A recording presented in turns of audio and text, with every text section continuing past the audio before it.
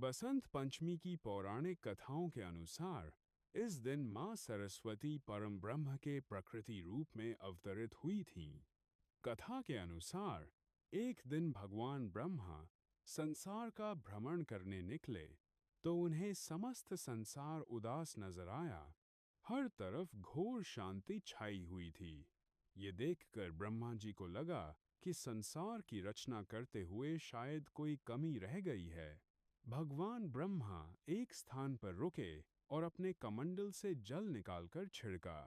तब अलौकिक ज्योति पुंज के साथ एक देवी प्रकट हुईं।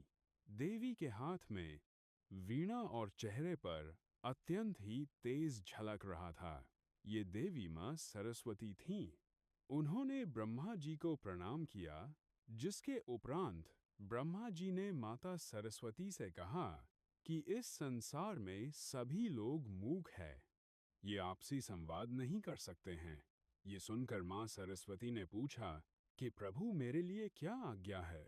तब ब्रह्मा जी ने मां सरस्वती से कहा कि वे अपनी वीणा से इन्हें ध्वनि प्रदान करें, जिससे इनके बीच संवाद हो सके और ये एक दूसरे की भावों को समझ सके। भगवान ब्रह्मा की आज्ञा का पालन करते हुए मां सरस्वती ने समस्त संसार को वाणी प्रदान की, जिसके बाद से मनुष्य एक दूसरे के विचारों को समझने लगे। मान्यताओं के अनुसार बसंत पंचमी के दिन व्रत करने वाले भक्तों को ये कथा सुनने से मां सरस्वती की असीम कृपा प्राप्त होती है और उन्हें जीवन में सफलता मिलती है। मां सरस्वती का नामकरण। देवी ने प्रकट होकर संसार को ज्ञान, स्वर और शब्द दिए, इसलिए ब्रह्मा जी ने उन्हें सरस्वती नाम दिया। देवी सरस्वती के अन्य कई नाम भी हैं। वाणी प्रदान करने के कारण उन्हें वाग्देवी कहा जाता है। संगीत की उत्पत्ति के कारण उन्हें वीणा वादनी कहा जाता है। जिस तिथि पर देवी सरस्वती का प्राकट्य हुआ, उस दिन माघ मास के शुक्ल पक्ष की पंचमी तिथि थी। इसी कारण हर वर्ष इस दिन को बसंत पंचमी और सरस्वती पूजा जैसे नामों से जाना जाता है और उत्साह के साथ इस तिथि को मनाया जाता है। बसंत पंचमी की कथा पढ़ने के नियम।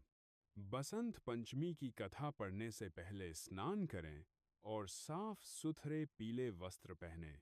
पूजा स्थल को स्वच्छ करें।